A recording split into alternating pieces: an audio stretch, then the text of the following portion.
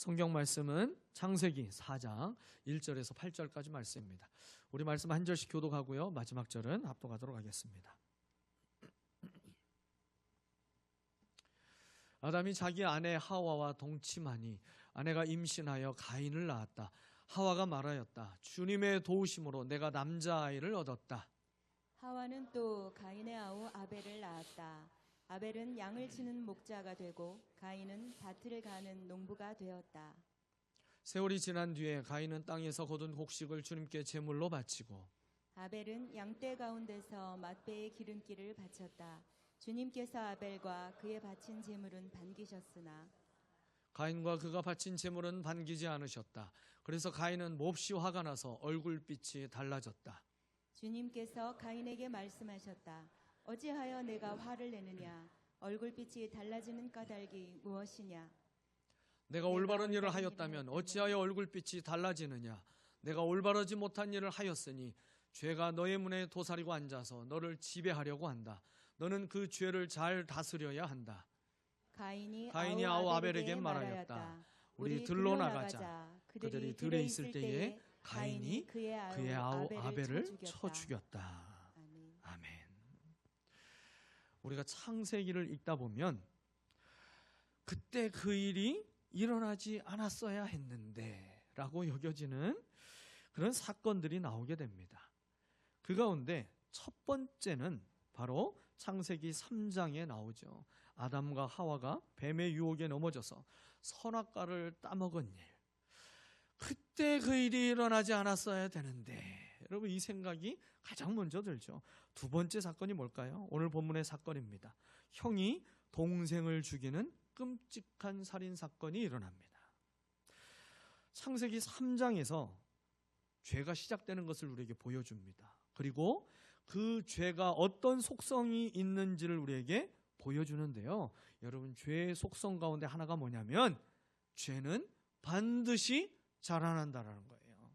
그 상태로 멈춰 있지 않고 죄는 누룩과 같이 점점 커지게 돼 있어요. 야고보서 1장 15절 말씀은 말씀하죠.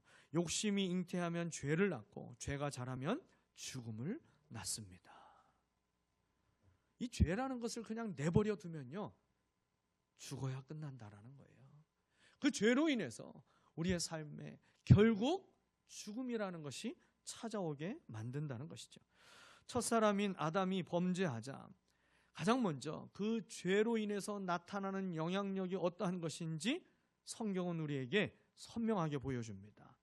그 죄의 영향력으로 나타난 게 뭐였어요? 바로 하나님과의 관계가 끊어지는 거였어요. 아담은 하나님과 함께하며 하나님과 교제하는 것을 늘 기뻐했던 존재였어요. 그랬던 아담이 그가 범죄하고 나서 어떻게 됐어요? 하나님을 피하여 숨었습니다. 그리고 나서 아담의 입에서 그의 영적인 상태를 보여주는 말이 나오죠. 하나님이 아담아 아담아 내가 어디 있느냐 그렇게 부르셨을 때 아담이 대답한 말이 있어요. 하나님 저는 벗은 몸인 것이 두려워서 숨었습니다. 아담이 이렇게 대답했어요. 여러분 죄가 우리의 삶에 들어오게 되면 그 죄의 영향력을 우리가 주님의 보혈로 주님의 이름으로 처리하지 않고 그냥 내버려 두면요 우리의 마음 가운데 점점 가득 차게 되는 게 뭐냐면 부끄러움과 두려움이라는 거예요. 이 부끄러움과 두려움 때문에 하나님 앞에 우리가 스스로 나아가지 못하는 거예요. 죄로 인해서 하나님과 관계만 문제가 생긴 것이 아니었습니다. 하나님께서 짝지어 주신 한 몸을 이루었던 그 부부 관계도 틀어지게 됩니다. 아담이 하와를 처음에 딱 보자마자 아담이 했던 고백이 뭐였습니까? 이는 내 뼈 중에 뼈요 내 살 중에 살이라. 기가 막힌 고백이죠. 너는 나다 그 얘기를 한 거예요. 그렇게까지 소중하게 여겼던 사이였는데요 죄로 인해서 서로 어떤 사이로 변하게 돼요? 죄에 대한 책임이 너 때문이잖아 너 때문이잖아 서로 그 책임을 떠넘기는 사이로 바뀌게 됩니다. 이 죄는 점점 자라게 돼서요 사장에 오게 되니까 그 자손에게 그 죄가 유전되어서요, 형제와 형제 사이가 단절되는 모습을 오늘 보여줍니다. 마침내 죄로 인해서 죽음을 낳게 되는 끔찍한 사건까지 일어나게 됩니다. 그리고 그 끔찍한 비극의 사건은요, 하나님께 제사를 드리는 사건을 둘러싸고 전개됩니다. 가인과 아벨이 같은 하나님께 같은 자리에서 같은 제사를 드렸지만 이 두 사람의 제사의 결과는 완전히 달랐죠. 하나님은 아벨의 제사는 받으셨지만 가인의 제사는 거절하셨습니다. 여러분, 여기서 제사라고 하는 것은 오늘날 예배를 의미하는 거예요. 하나님은 예배를 기뻐하시는 분이십니다. 그런데 오늘 본문은요, 하나님께서 받으시는 예배가 있고 하나님이 받지 않으시는 예배가 분명히 존재한다라고 하는 사실을 보여주고 있어요.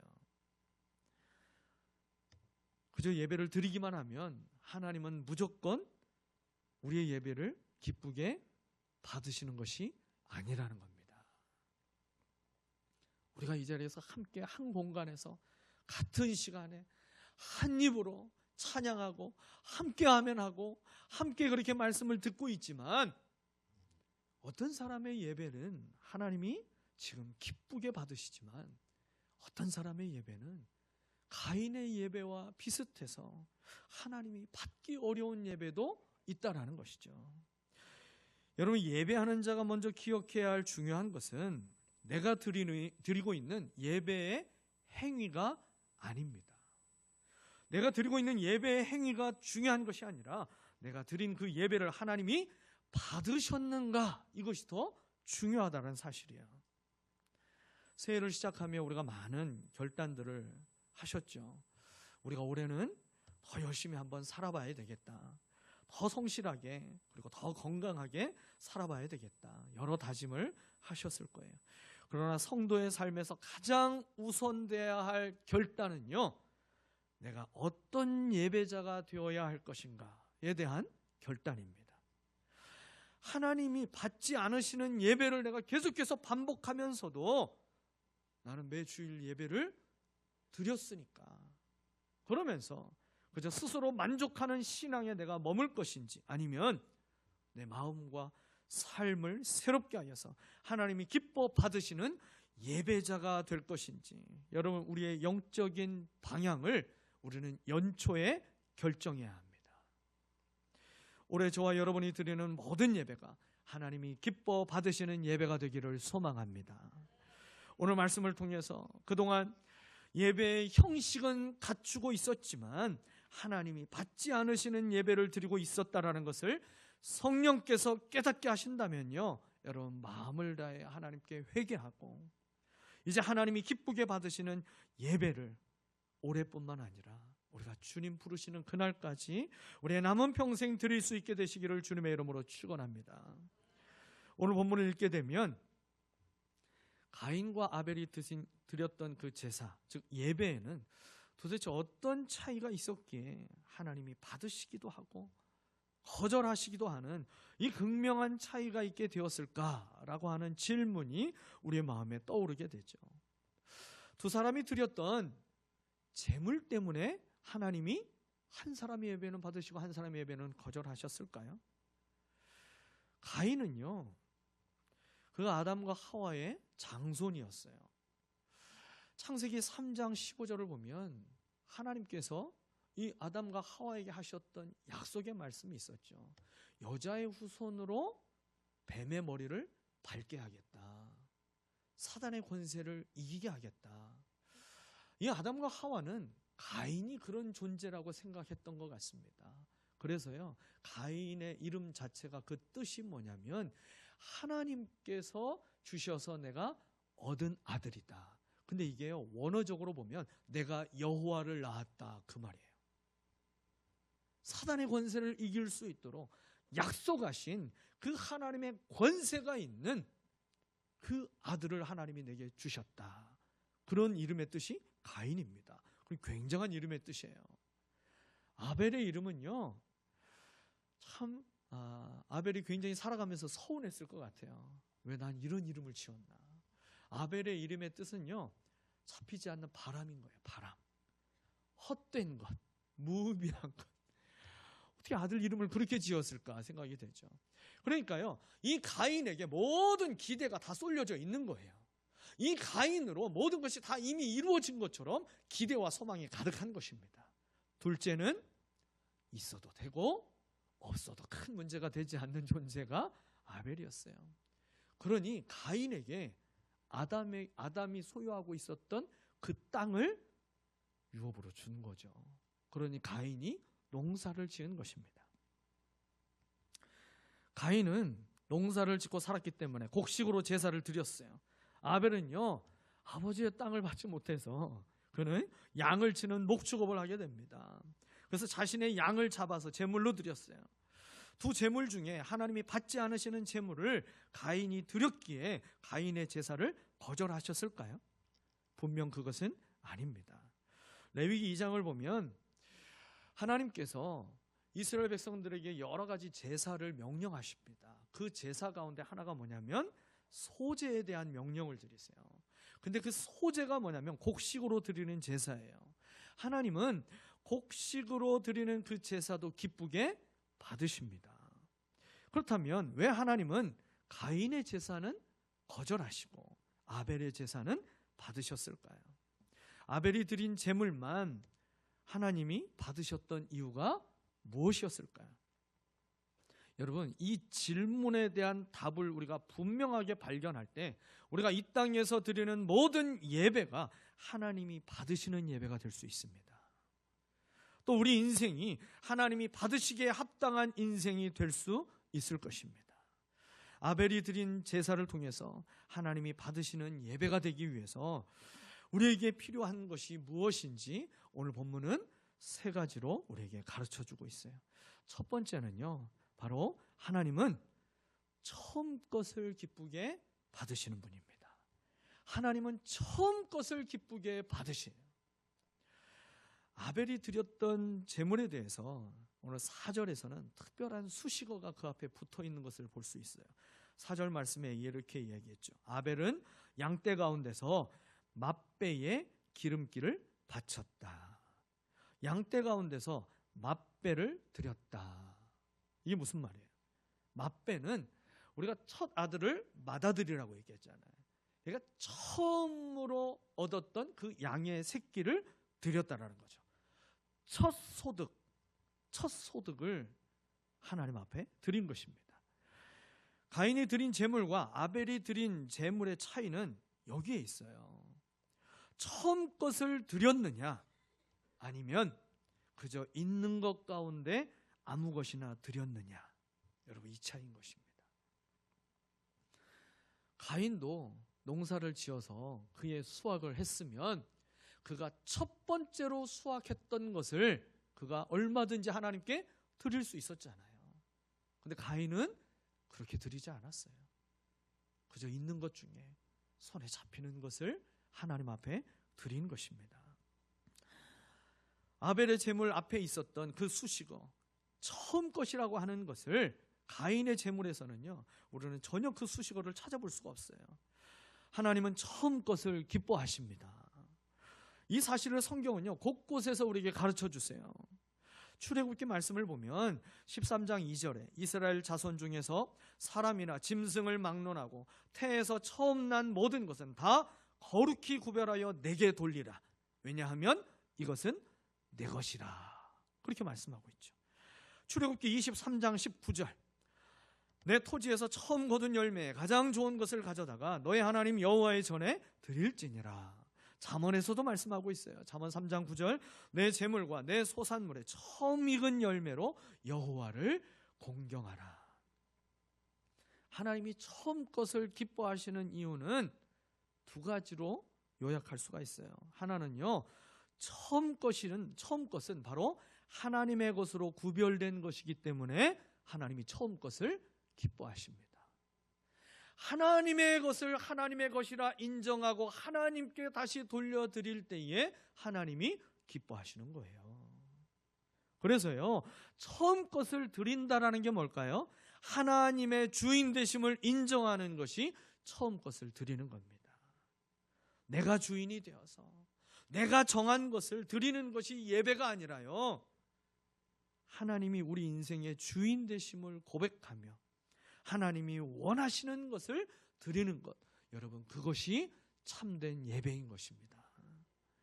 하나님이 처음 것을 기뻐하시는 또 한 가지 이유는 처음 것은요, 흠이 없기 때문에 그래요. 새 거는 흠이 없잖아요. 처음 것을 드렸다라는 건 쓰기 전에 드렸다라는 거예요.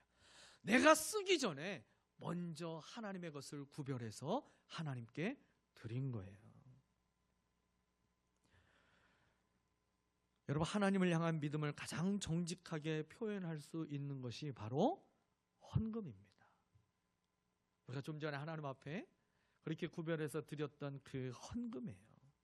물질이 있는 곳에 내 마음이 있다라고 성경이 말씀하죠. 그래서요, 헌금을 드리는 것은 그저 눈에 보이는 우리의 소중한 물질만 드리는 것이 아니라 그 물질에 우리의 마음을 담고 우리의 믿음을 담아서 드리는 것입니다. 하나님이 주인 되심을 마음을 다해서 고백한다면요, 여러분, 내게 수입이 있을 때 가장 먼저 하나님 앞에 10분의 1을 떼어서 드리는 그 10의 1조의 신앙으로 하나님께서 내게 주신 모든 것이 하나님의 은혜라고 고백하는 것이잖아요. 이것저것 다 쓰고 나서 11조를 할 수 있을 만큼 남았나 안 남았나 이거 확인하고, 남았으면 하고, 아니면 이번 달은 패스, 주님 아시죠? 하고 그냥 넘어가 버리는, 여러분, 그런 믿음이 돼서는 안 된다라는 것이죠. 여러분, 하나님의 것을 우리가 우선적으로 처음 것으로 하나님 앞에 드릴 수 있는, 여러분, 그 믿음이 주님의 마음을 감동시키는 믿음인 것입니다. 우리가 한 달 후가 지나면 이제 민족의 명절인 설날이 오게 되잖아요. 설날이 되면 우리 자녀들은 아주 행복한 시간이 찾아옵니다. 마치 맡겨놓은 것처럼 가서 수금하듯이 막 세뱃돈을 여기저기에서 이제 많이 받게 되죠. 그런데요, 요즘은 좀 덜한데 예전에는 설날에 주는 돈을 무슨 돈이라고 그랬어요? 그냥 돈이 아니었어요. 복돈이라고 그랬죠. 복돈. 그래서요, 그 복돈이 되도록 돈을 그냥 아무 돈이나 어른들이 주지 않았어요. 자기가 가지고 있는 돈 중에서 가장 깨끗하고 좋은 돈, 빳빳한 돈을 복돈으로 주려고 애썼습니다. 그래서 어떤 사람들은요, 은행에 가서 줄을 씁니다. 줄을 서가지고 신권으로 다 받고 와요. 그래서 그 신권을 나눠주게 되잖아요. 여러분, 우리가 사람을 향해서도 처음 사용하는 흠이 없는 새 돈을 주려고 하면서 하나님께 처음 것을 드리기 위해서 우리가 얼마나 애쓰고 있는지 우리 자신의 모습을 우리는 돌아봐야 돼요. 과거의 것은 다 구습으로 여기고 버려야 될 것이 아니죠. 과거의 것 가운데 오늘날 반드시 더 지켜지고 계속해서 이어지기를 원하는 소중한 것들이 참 많이 있어요. 여러분, 그 가운데 하나님 앞에 정말 처음 것을 드리려고 했던 믿음의 선배들의 그 모습을 우리가 다시 좀 회복했으면 좋겠어요.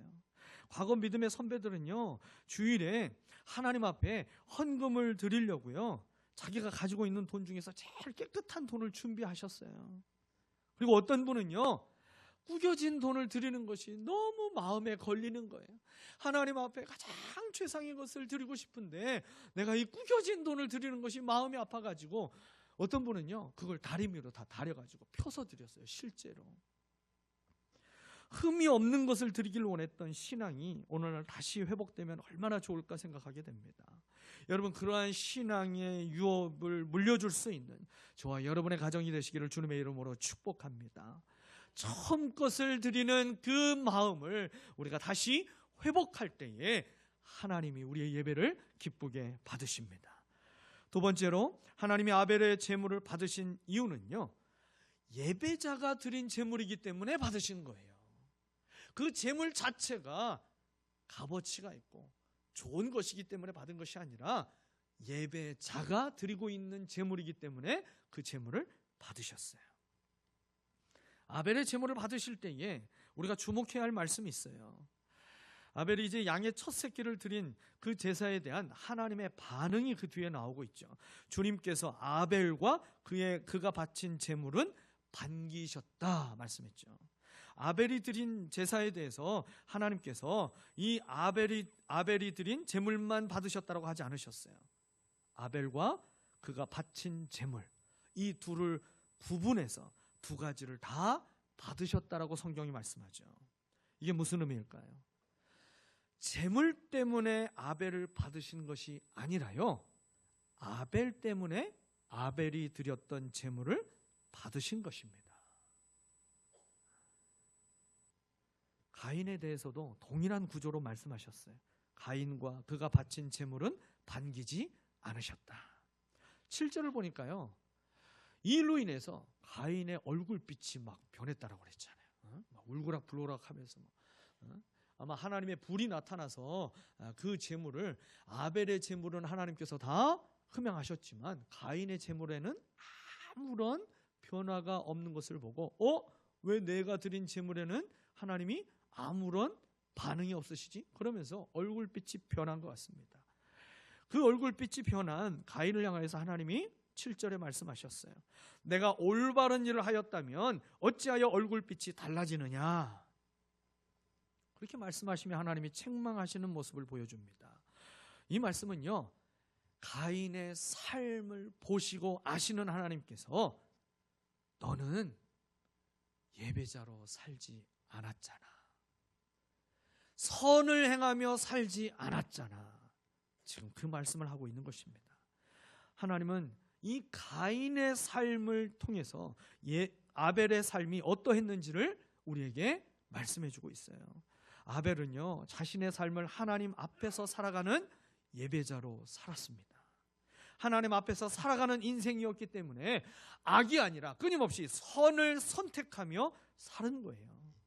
그래서 아벨은 자신의 삶을 제물과 더불어서 하나님 앞에 드렸기 때문에 하나님이 그 아벨을 기쁘게 받으시니까 아벨이 드렸던 제물을 기쁘게 받으신 거예요. 아벨의 예배와 우리가 드리는 예배의 차이가 무엇인지 우리는 성령께 물어야 합니다. 오늘 예배에 여러분은 지금 하나님께 무엇을 드리고 계십니까? 아벨은요, 자신의 삶 전부를 드리며 예배했어요. 그리고 하나님은 그 예배를 기쁘게 받으셨습니다. 그러나 가인은 예배자의 삶이 없이 그저 자신의 일부를 드리며 예배했어요. 오늘 저와 여러분의 예배가 가인의 예배와 가깝지 않은지 여러분 성령께 물어야 됩니다. 삶 전부를 드리는 것이 아니라 우리가 그저 일주일에 단 1시간만 딱 드리면서 그렇게 예배하고 있다면 우리가 드리는 예배는 가인의 예배와 가까울 거예요. 처음 것을 드리는 마음으로 우리가 하나님 앞에 우리의 몸과 마음과 예물을 준비하여 드리지 않고 그저 있는 것 중에 일부를 드리고 있다면 우리의 예배는 가인의 예배와 가까운 것입니다. 하나님이 우리에게 원하시는 예배는 우리 자신을 드리는 예배입니다. 주님과 동행하는 삶을 살아가는 그 예배자가 하나님 앞에 드리는 그 예배를 주님이 기쁘게 받으십니다. 여러분, 올 한 해 날마다 주님과 동행하며 살아가는 예배자의 삶을 통하여 주님이 기쁘게 받으시는 예배자가 되시기를 주님의 이름으로 축원합니다. 마지막으로 하나님이 아벨의 제사를 받으신 이유는요, 아벨이 드린 제사는 믿음으로 드린 제사였기 때문에 그래요. 믿음의 제사였기 때문에 하나님이 기쁘게 받으셨습니다. 아벨이 양의 첫 새끼를 드릴 수 있었던 이유, 그리고 그 제물 가운데 가장 좋은 부위인 기름기를 드릴 수 있었던 이유, 그리고 자신의 삶 전부를 드리며 예배할 수 있었던 이유, 여러분 이 모든 이유는요 전부 이 아벨 안에 믿음이 있었기 때문에 그래요. 아벨이 드린 제사는 믿음으로 드린 제사입니다. 오늘 본문에서는 믿음으로 드렸다는 말이 나오지는 않아요. 그러나 이 아벨이 드렸던 제사에 대해서 언급하고 있는 신약 성경에 말씀이 있습니다. 히브리서 11장의 말씀이에요. 히브리서 11장의 별명이 뭐죠? 믿음장이잖아요. 믿음장. 믿음으로 어떻게 하나님을 기쁘시게 했는지 그 믿음의 선조들에 대한 이야기들이 쭉 기록되어져 있어요. 그 가운데 히브리서 11장 4절을 보면 이 아벨에 대한 이야기가 나옵니다. 히브리서 11장 4절. 믿음으로 아벨은 가인보다 더 나은 제물을 하나님께 드렸습니다. 이런 제물을 드림으로써 그는 의인이라는 증언을 받았으니 하나님께서 그의 예물에 대하여 증언하여 주신 것입니다. 그는 죽었지만 이 믿음으로 말미암아 아직도 말하고 있습니다. 아멘. 아벨이 가인보다 더 나은 제물을 드릴 수 있었던 원인이 무엇이라고 말씀하고 있어요? 믿음으로.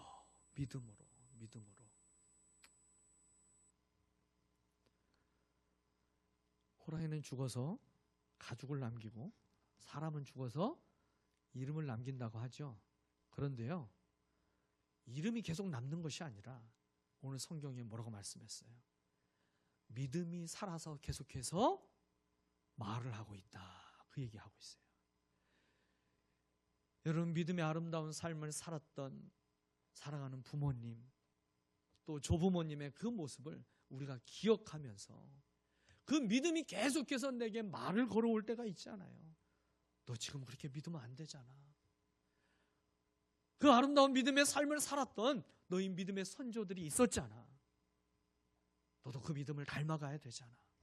그 믿음이 끊임없이 우리에게 말을 걸어올 때가 있어요. 여러분, 믿음이 우리에게 남겨져야 될 유업이라는 사실을 여러분 꼭 기억하시기를 바랍니다. 아벨이 하나님을 믿었기 때문에, 그리고 하나님을 기쁘시게 하기를 원했기 때문에 아벨은요, 어려운 가운데에서도 가장 좋은 것으로, 처음 것으로 하나님께 드리기를 기뻐했습니다. 히브리서 11장 6절은 말씀하죠. 믿음이 없이는 기쁘시게 못하나니 그랬어요. 아벨은 하나님을 기쁘시게 하고자 하는 믿음으로 제사를 드렸습니다. 여러분, 예배의 중심이요, 내가 아니라 하나님이어야 한다는 사실을 꼭 기억해야 돼요. 내가 하나님 앞에 드리고 있다라고 생각하면 착각하는 거예요. 내가 중심이 아니라 하나님이 중심이 되어야 합니다. 하나님의 은혜와 하나님의 역사는요, 혈통으로 이어지는 것이 아니었어요. 철저하게 믿음으로 이어지는 것이었습니다. 예배에 실패했던 가인은 점점 더 그 믿음에서 멀어지게 됩니다. 그리고 이 가인으로 인해서 죽게 되어진 아벨을 대신해서 하나님은 아담의 가정의 세 번째인 셋을 그 가정에 허락해 주시죠.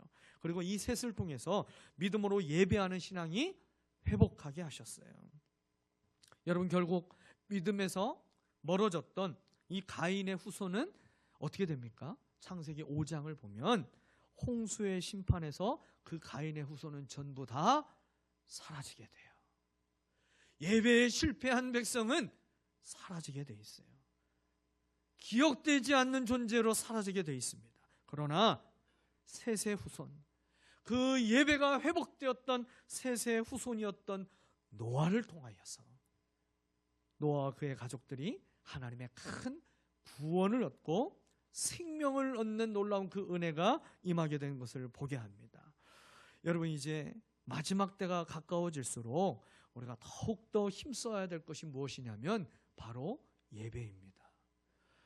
예배에 실패하는 자가 되어서 계속해서 그저 습관적으로 드리고 있는 그 예배에 스스로 만족하며 살아가는 것이 아니라 하나님이 받으시는 그 예배에 성공한 자로 살아가야 되는 것이 이 마지막 때에 여러분 하나님의 큰 구원을 날마다 경험할 수 있는 길이 된다는 것을 믿으시기를 바랍니다. 형식만 지키고 일부를 드리는 가인의 예배가 아니라 아벨의 예배와 같이 믿음으로 드리는 예배가 되기를 축복합니다. 예배자로 살아가는 삶 전부를 드리는 그 예배를 드릴 수 있게 되시기를 축복합니다.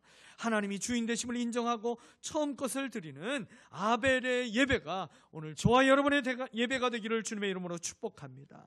그래서 올 한 해 하나님을 크게 기쁘시게 하고 그리고 하나님의 구원을 날마다 경험하는 인생이 되시기를 예수 그리스도의 이름으로 축원합니다. 우리 함께 기도하겠습니다.